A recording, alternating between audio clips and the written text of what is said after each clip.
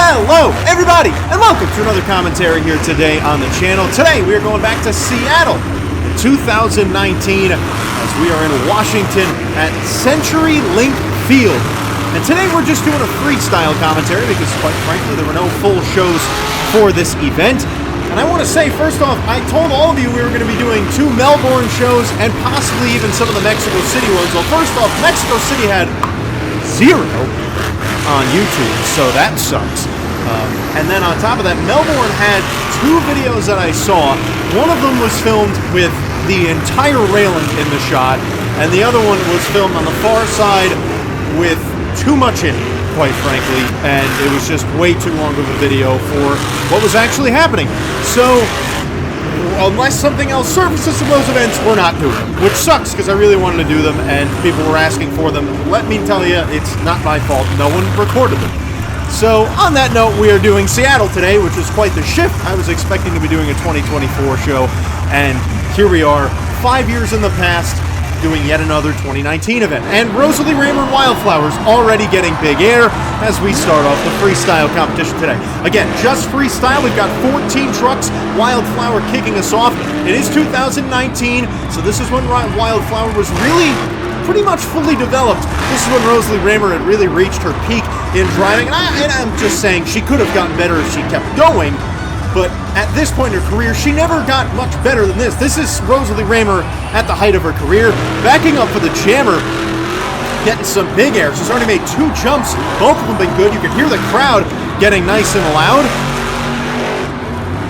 Rosalie, honestly, one of the better choices to lead off a freestyle competition, especially with this lineup the way it is. And she's not holding back, just 3 jumps in. And if you remember, this is still back in the day when Monster Jam was doing the lineup in reverse order of how the last freestyle event went, still the same as they do today on the points events.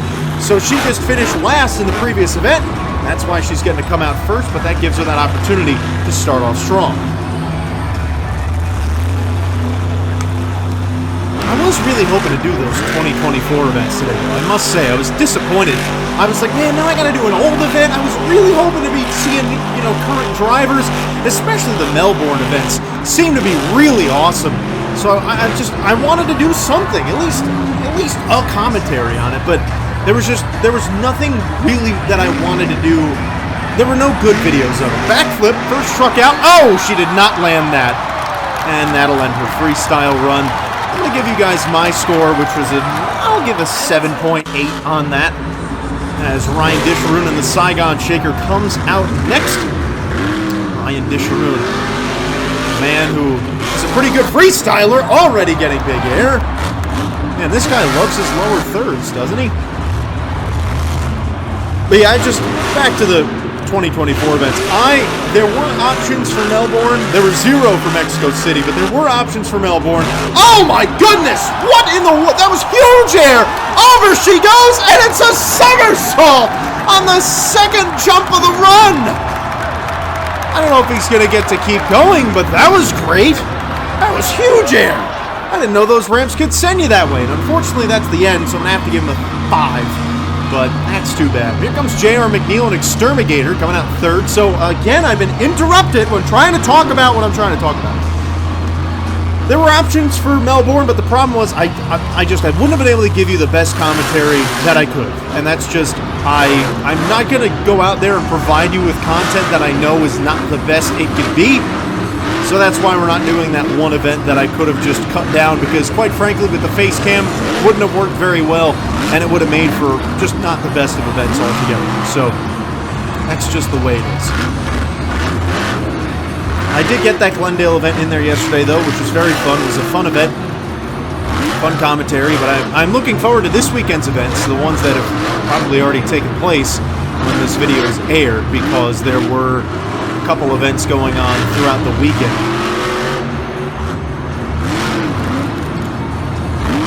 J.R. McNeil looks like he might have an axle that's broken in there somewhere. The truck just kind of looks like it's not really getting full throttle when he hits the gas. I really couldn't tell you though, because he's not getting enough air for me to really analyze that. And if there is a broken axle, it's certainly not really hindering him very much.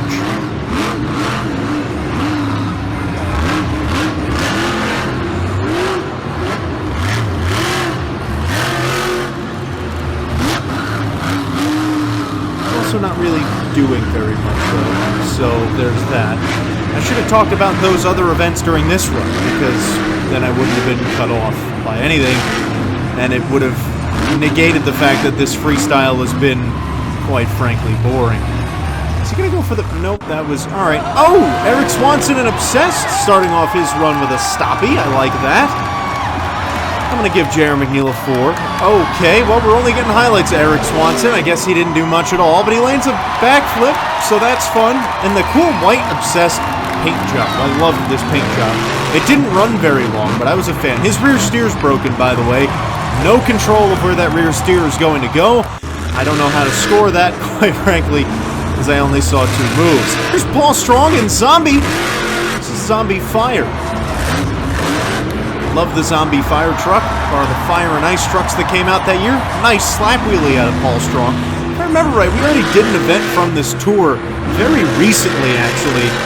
That's the thing that happens with all these events. You know, I've put all these events in the future commentary playlist, but the issue is, you know, there's so many more videos to the recent events as opposed to the really old ones. So it's just kind of heavily saturated with 2018 and 2019 events. It's only going to get more so as we get into 2020 and beyond. I've really got to start getting those in there because, you know, next year we're going to be having even more events to add in there from this season, and I don't really want to be, well, actually I should say from last season. I don't really want to have to do 2020, 2021. But in case you couldn't tell, I've got none from 2020 and beyond because we're only doing 2019 events and before so far. That's all right. I mean, I've got no problem going back in time, and it's cool to see all these old lineups, the old tracks. He just blasted the dumpster.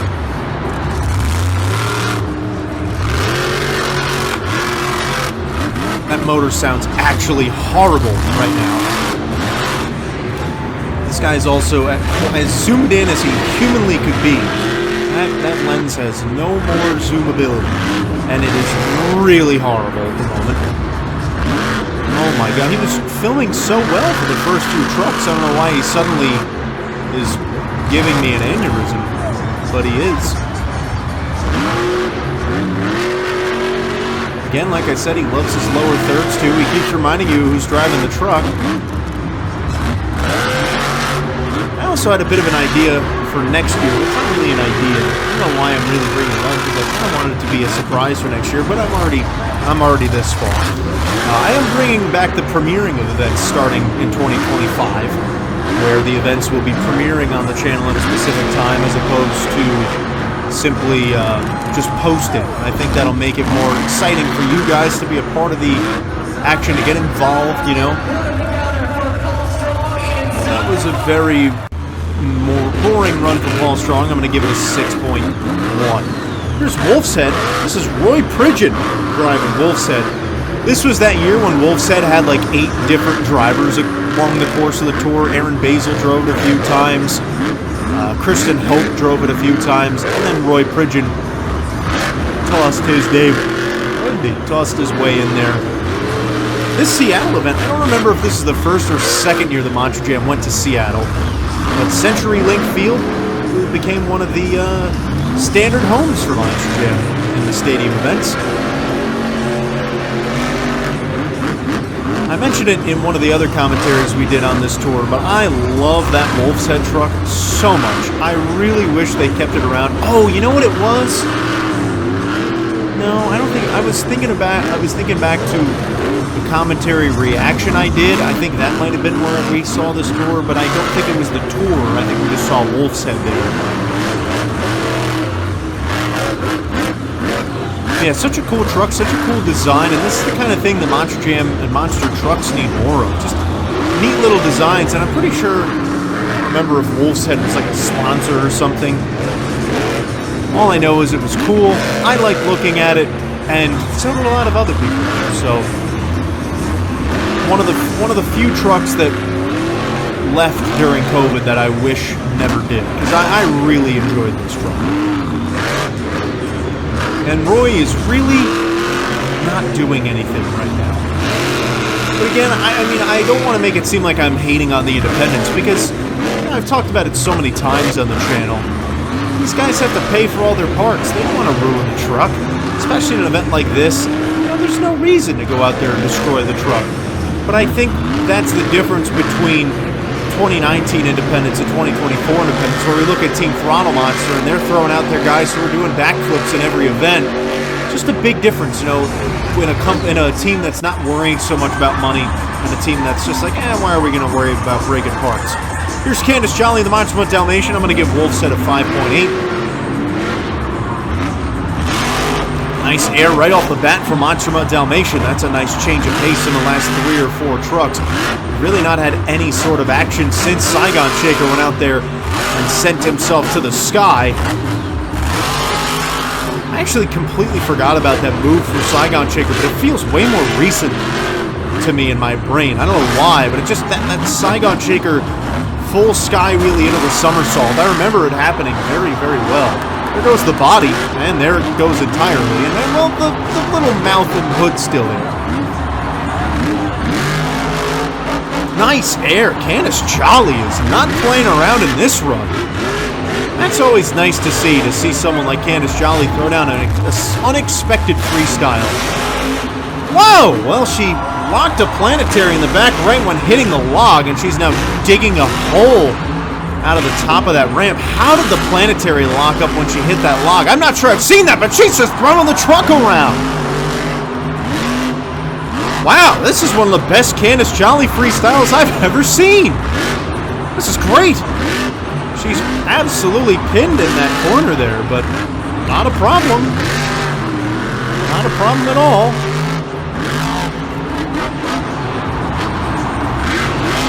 I mean, she's definitely doing a solid job at just keeping the run going. This might be a contender to be the new leader in my eyes. I mean, yes, Rosalie Raymer had a good run, and she did the backflip as well, but she didn't land it. At least Candace is making it interesting. Oh, she's now got no rear wheel power at all. That's a problem. And that's going to end the run. You know what? I'm going to give that an 8.2. I'm going to give that your new leader.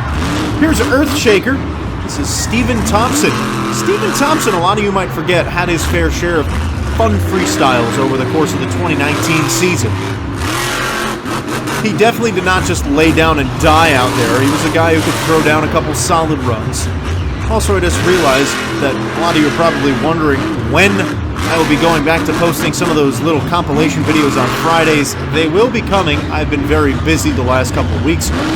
I'm quite frankly only recording this commentary on Friday, which is very late for me to be doing a commentary for Sunday. So I've just been very busy and have, quite frankly, also been watching a lot of baseball to this point, and it will still be the case when this commentary airs. The Mets are now in the National League Championship Series, so I've had a lot of baseball to be watching, and it's taken up a lot of my time.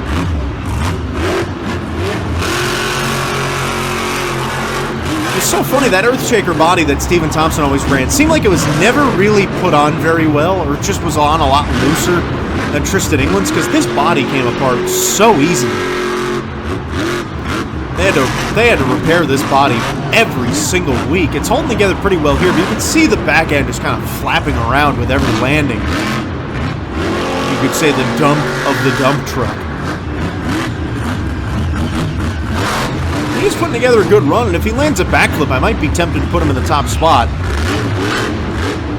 I mean, Candace Jolly did a good job, but didn't blow me away. Obviously, the truck didn't help her.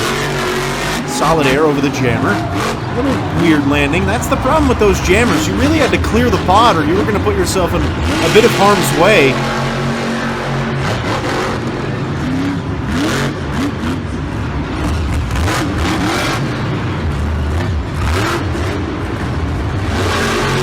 Trying to put together his time, making his moves, but it's time to pick it up a little bit more. Okay, got decent air over the racing lane. All right, throwing it over that ramp too. Not bad. Doing a donut as well. He's going to call it right there. I'm going to give that a 7.5. That could have been better. Here's Bryce Kenny in the Great Clips. Oh, Hawk Warrior. I am getting whiplash with all the camera movements. Bryce Kenny. This was before Bryce Kenny really developed into the freestyler that he is today. I talked about it a lot throughout the 2024 season, how Bryce has become one of the best freestylers in all of Monster Jam. And quite frankly, it's been really nice to see Bryce develop into that, but this was before he really had harnessed that. Still a good driver. I don't want to take anything away from him, but this was before it was almost, he was becoming that driver of, wow, you never know what he's going to do every time out. But he's having a good start to the run. 2 out of the 3 hits been pretty big.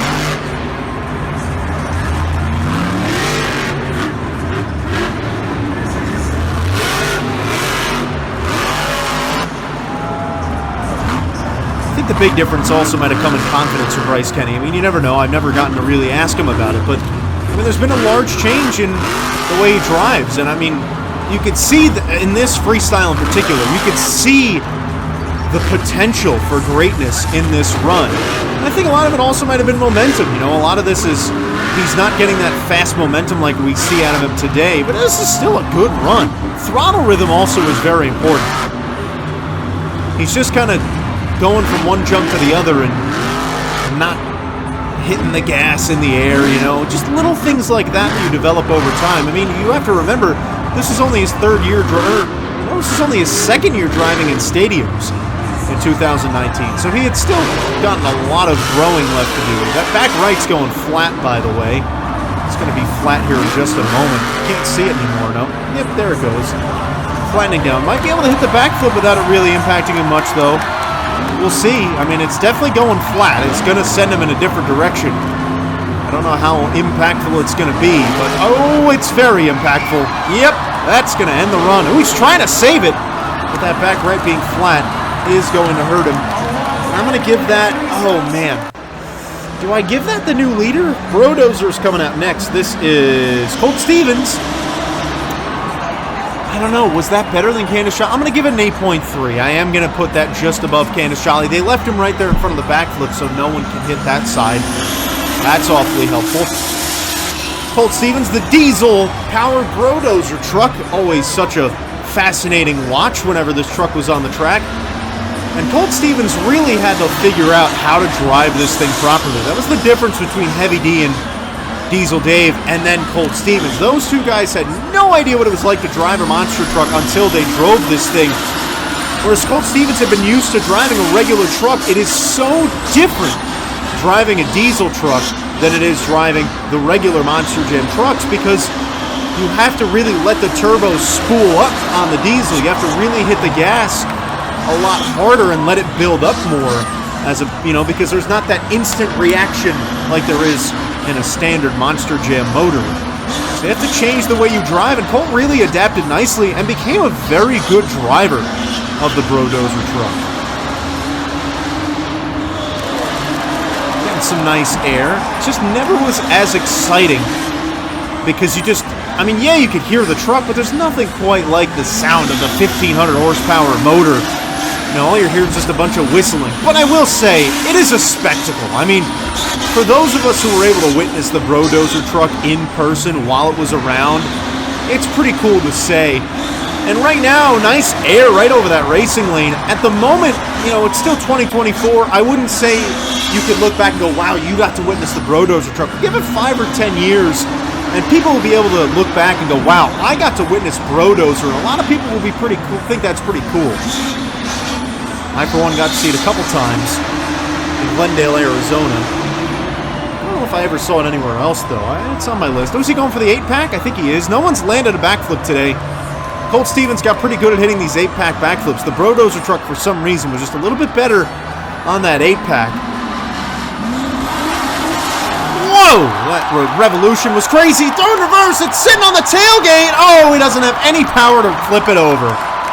And ending in a heap is Brodozer, and I'm going to give that an 8.25. I'm going to put that right below the Mohawk Warrior truck, as Scott Buto's out flying over the jammer in El Toro Loco Ice to start off his run. No time wasted. Still got a few trucks to go. Not sure what happened there. Scott was taking a breather before hitting that jump. Sometimes, you know, this is something that no one talks about. But sometimes when you're driving those trucks, you get the wind knocked out of you. You know, I don't know if everyone's experienced it before. I know I did a few times as a child. You know, let's say you fall down on your back, you get the air knocked out of you for a few seconds, you can't breathe, you're trying to get your air back. That happens much more often than you'd imagine behind the wheel of these trucks. These landings are not as soft as you might think sometimes, and sometimes it will just knock the wind out of the gear when you're not expecting, and you've got to keep driving, but sometimes it's like, you know, you don't want to hit anything hard, which is why sometimes in the middle of a great run after a big hit, or even just a random awkward hit, you'll see some drivers really slow it down. It's because they're trying to kind of regain their composure because they just had the wind knocked out of them for a couple seconds. I wouldn't be surprised if that's what happened there with El Toro Loco. I mean, Scott kind of just took a minute. He's like, all right, I'm going to breathe for a second and keep this run going. It's not easy to drive a monster truck. A lot of people assume it's so easy. They're so quick to judge. But until you've sat behind the wheel of a truck and driven on a track like this and do what Scott Buto and others are doing, you are not allowed to judge any of these drivers. And, oh, he might not ever... No, yes, he does. For some reason, he started in reverse and then the truck wouldn't go anymore. The body's starting to fall apart a little bit. Solid run. This is right on par with what Mohawk Warrior did. And we know Scott Buto, the king of the backflip, probably good for landing the backflip as well. He's only got one side to be able to hit it, though. So this is probably... Oh, this is when he's going to do it. Let's see if he can land it. Oh, it's over-rotated, and he broke the tie rod, so he's not going to be able to continue, but he did land the backflip. Oh, man, that is... do I give him the lead for that? I'm going to give him an 8.35.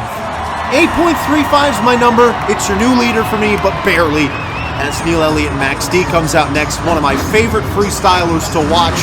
And one of my favorite things about doing these throwback commentaries is getting to watch guys like Neil Elliott freestyle again.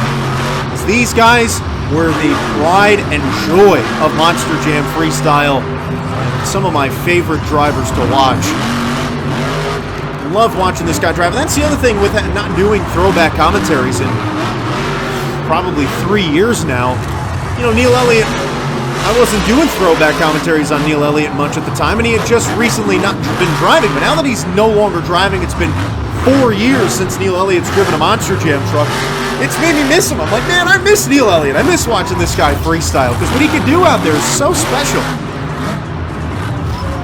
It's really nice to see a driver like Neil Elliott when you can compare him to the drivers of today. Because Neil Elliott would still be very competitive today, and quite frankly, if he was still driving today, I guarantee you he'd still be driving Max D in Tom Mentz's wake now that Tom Mentz is retired. Nice air. Wow. That's a big question for 2025. What's going to be the deal with Max D? Are we going to get Max D at all in any capacity? Whoa, that's big air. I don't think anyone really knows that answer yet. Neil is having a solid run. This is certainly looking like it's going to take the lead. He's getting some big hits here, bigger than pretty much anyone we've had. Similar to what Bryce Kenny did, but I'd still say Max D is going bigger. So I'd imagine if he lands that backflip, could be in a good spot to be my new leader. I think he's going to try it right now. It could be risky, though. We've had no one cleanly land a backflip today. Oh, and he is not going to be the first. Why did he not hit the gas? He just flopped the truck over. I'm going to have to give that an 8.25. That just wasn't enough. So I've still got Scott Buto in the top spot as Adam Anderson and Gravedigger comes out next. And this is your final competitor of the day. And Adam Anderson has the biggest wide open door to win freestyle right now in what has been a pretty average, below average freestyle competition. Not bad, but no one has really blown me away. We've had a couple solid runs, but nobody has gone out there and really nailed it.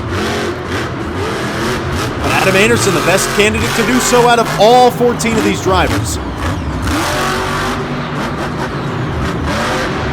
Adam already off to a solid start, but you can kind of tell he's trying to make sure, I'm sure even at this point, that the door has to be wide open in the event for him to take the lead as well. And this is still during a points race in 2019. All these points matter. You can't be going out early in an event like this where a freestyle win, quite frankly, should be easy. This is one of those nights, nice combo, one of those nights where Adam goes into this run going, all right, if I don't win freestyle here, I botched this pretty badly. Gives a little kiff El Toro Loco going for that jammer, full speed ahead. El Toro Loco kind of blocked his path from getting as much air as possible. Taking a look at the freestyle number. Yeah, the biggest number was El Toro Loco Ice to this point with the 9.141. So Adam going into it fully aware that there is a real chance he wins freestyle pretty easily. And he is going big right now. The body's starting to come off as well. Has not done a backflip yet, but he is certainly sprinkling in huge hits. Every jump at this point is just bigger than the next. Bigger than the last, I should say. That doesn't make any sense. Using the bus stack, the green chassis blending in with the green tarp in the background. You can't hit the backflip on that side, so I don't know what he's going to do. Maybe an 8-pack backflip. Adam is good for a few of those, and it looks like that's what he's going to try. I probably would give him the win regardless of if he lands this or not. He does land it, though. The only clean backflip of the day. He's going to keep running. Nobody tonight can say that they've done that. He's now doing a bicycle out of nowhere. And this has turned into a very nice run. And he's going to just dump it on top of the bus. Very solid work out of Adam Anderson. And at the end of the day, that was a very solid run, and it is going to be enough for him to be my winner.